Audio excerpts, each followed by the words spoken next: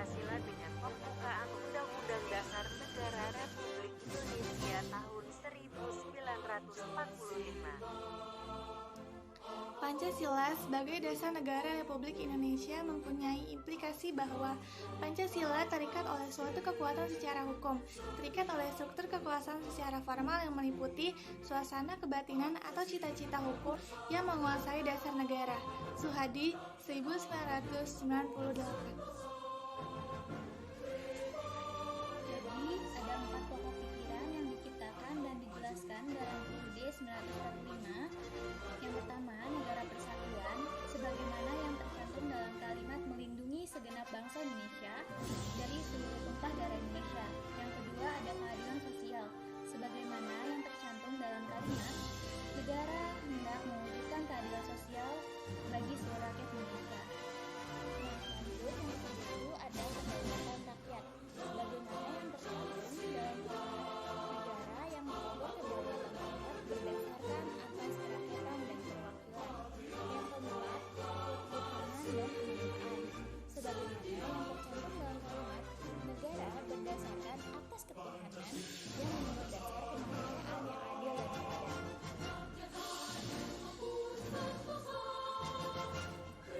Hubungan timbal balik antara Undang-Undang Dasar 1945 dengan Pancasila. Hubungan secara formal. Rumusan Pancasila tercantum dalam pembukaan Undang-Undang Dasar 1945 alinea 4.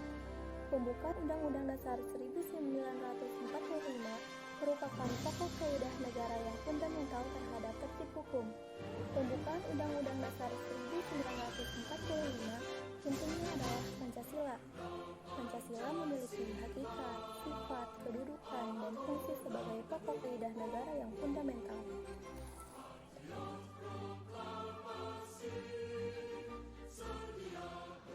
Hubungan secara material. Berdasarkan tata urutan tertib hukum Indonesia, pembukaan Undang-Undang Dasar 1945 adalah sebagai tertib hukum yang tertinggi. Adapun tertib hukum Indonesia bersumber pada Pancasila, atau dengan kata lain sebagai sumber tertib hukum Indonesia. Hal ini berarti secara material tertib hukum Indonesia dijabarkan dari nilai-nilai yang terkandung dalam Pancasila. Pancasila sebagai sumber tertib hukum Indonesia meliputi sumber nilai, sumber materi, sumber bentuk, dan sifat. Selain itu, dalam hubungannya dengan hakikat dan kedudukan pembukaan Undang-Undang Dasar 1945 sebagai pokok kaidah negara yang fundamental, maka sebenarnya yang merupakan inti dari pokok kaidah negara fundamental tersebut tidak lain adalah Pancasila. Penjabaran Pancasila dalam batang tubuh Undang-Undang Dasar Negara Republik Indonesia tahun 1945. Pokok pikiran yang diciptakan dan dijelaskan dalam batang tubuh UUD 1945. Yang pertama, kesatuan. Negara melindungi segenap bangsa Indonesia dan seluruh tumpah darah Indonesia dengan berdasar atas persatuan dengan mewujudkan keadilan sosial bagi seluruh rakyat Indonesia. Yang kedua, keadilan sosial. Negara hendak mewujudkan keadilan sosial bagi seluruh rakyat Indonesia. Yang ketiga, kedaulatan rakyat. Negara yang berkedaulatan rakyat berdasar atas kerakyatan dan permusyawaratan perwakilan. Keempat, ketuhanan yang Maha Esa. Negara berdasarkan atas ketuhanan yang Maha Esa menurut dasar kemanusiaan yang adil dan beradab. Penjabaran Pancasila ke dalam batang tubuh melalui pasal-pasal Undang-Undang Dasar NKRI tahun 1945. Sistem pemerintahan negara dan kelembagaan negara. Yang pertama, pasal 1 ayat 3. Negara Indonesia adalah negara hukum. Yang kedua, pasal 3 ayat 1. MPR berwenang mengubah dan mengesahkan Undang-Undang Dasar. Yang ketiga, pasal 3 ayat 2. MPR melantik presiden dan wakil presiden. Yang keempat, pasal 3 ayat 3, MPR hanya dapat memperhentikan presiden dan wakil presiden dalam masa jabatannya menurut Undang-Undang Dasar. Hubungan antara negara dan penduduknya. Yang pertama, pasal 26 ayat 2. Penduduk ialah warga negara Indonesia dan orang asing yang bertempat tinggal di Indonesia. Yang kedua, pasal 27 ayat 3. Setiap warga negara berhak dan wajib ikut serta dalam upaya pembelaan negara. Yang ketiga, pasal 29 ayat 2, negara menjamin kemerdekaan tiap-tiap penduduk untuk memeluk agamanya masing-masing dan untuk beribadah menurut agamanya dan kepercayaannya itu. Pasal 31 ayat 2, setiap warga negara wajib mengikuti pendidikan dasar dan pemerintah wajib membiayainya. Yang kedua, pasal 33 ayat 1, perekonomian disusun sebagai usaha bersama berdasarkan atas asas kekeluargaan. Yang ketiga, pasal 34 ayat 2, negara mengembangkan sistem jaminan sosial bagi seluruh rakyat dan memberdayakan masyarakat yang lemah dan tidak mampu sesuai dengan martabat kemanusiaan. Nomor 3, bendera negara, bahasa negara, lambang negara, dan lagu kebangsaan. Yang pertama, pasal 35, bendera negara Indonesia adalah sang merah putih. Yang kedua, pasal 36, bahasa negara ialah bangsa Indonesia. Yang ketiga, pasal 36A, lambang negara ialah Garuda Pancasila dengan semboyan Bhinneka Tunggal Ika. Yang keempat, pasal 36B, lagu kebangsaan adalah Indonesia Raya.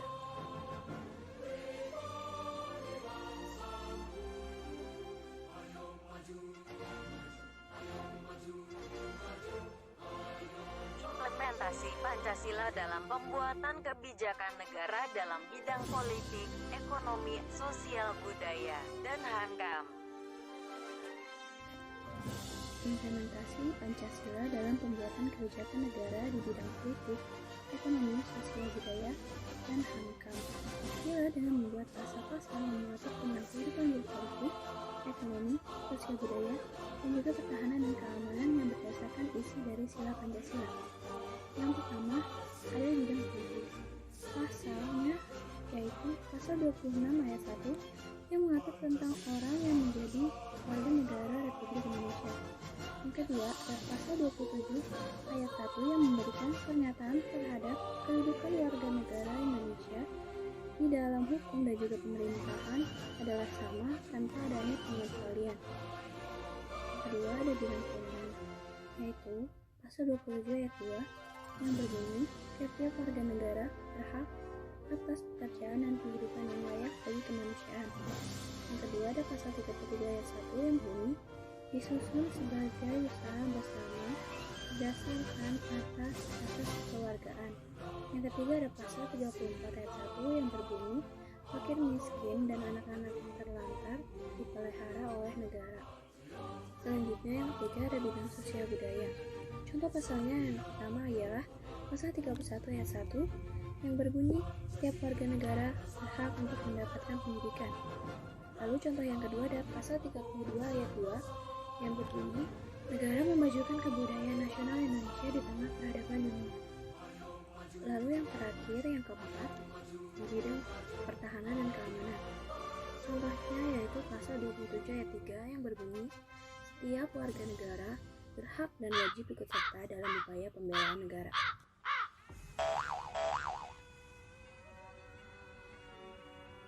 Apa akibat jika suatu negara tidak memiliki dasar negara? Jika suatu negara tidak memiliki dasar negara ataupun pandangan hidup bangsa, maka negara tersebut akan kacau, masyarakatnya yang akan mengalami penderitaan, tidak makmur dan rukun, dan tidak ada keadilan yang layak dirasakan oleh masyarakatnya. Karena sebuah negara harus memiliki dasar negara atau prinsip untuk mensejahterakan masyarakatnya dan demi kebaikan masa depan bangsanya. Sebuah negara harus memiliki pondasi yang kokoh untuk mewujudkan negara yang satu, adil, makmur, dan aman untuk rakyatnya. Apa pengaruhnya apabila dasar negara Pancasila berubah bagi bangsa Indonesia? Pengaruh yang terjadi pada warga negara Indonesia bila dasar negara Pancasila berubah adalah terjadi ketidakstabilan politik karena akan banyak kelompok masyarakat atau warga yang merasa tidak diuntungkan dengan perubahan itu. Misalnya warga non-muslim bila berubah menjadi negara Islam atau warga muslim bila berubah menjadi negara bebas yang sangat mengutamakan kesetaraan gender seperti Swedia, Norwegia, dan Denmark.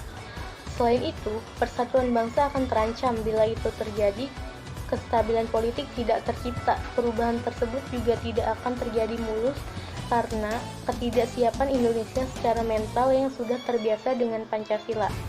Hal itu juga pernah terjadi pada saat Indonesia menjadi Republik Indonesia Serikat yang beraliran liberal, di mana terjadi pemberontakan di daerah-daerah yang diberi otonomi layaknya negara bagian. Menurut Profesor Yakob, Guru Besar UGM, Pancasila sampai saat ini belum dilaksanakan. Mengapa bisa begitu? Tolong beri solusi atau jalan keluarnya dan apa akibatnya jika bangsa Indonesia tidak melakukan nilai-nilai Pancasila.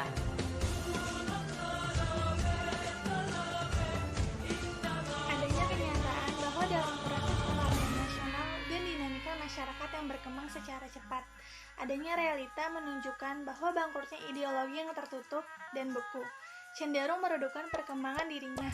Pengalaman sejarah politik kita di masa lampau. Jelaskan faktor-faktor pendorong Pancasila sebagai ideologi terbuka. Sampai saat ini Pancasila belum dilaksanakan, sebab masih banyak bangsa-bangsa bertindak di luar nilai-nilai Pancasila. Ini terjadi karena tidak sedikit bangsa yang belum memahami arti pentingnya Pancasila, yang merupakan dasar negara Indonesia, dan yang sudah paham pun meninggalkan nilai-nilai Pancasila tersebut. Hal ini dapat mengakibatkan korban jiwa kepribadian bangsa Indonesia dan dapat menuju kehancuran baik moral maupun keadaan bangsa dan negara kita sendiri.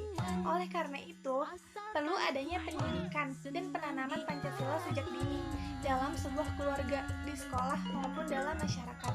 Dan yang terpenting, adanya kesadaran setiap bangsa untuk berperilaku sesuai Pancasila. Berikan contoh dari perilaku sehari-hari yang mencerminkan perwujudan dalam 5 sila Pancasila.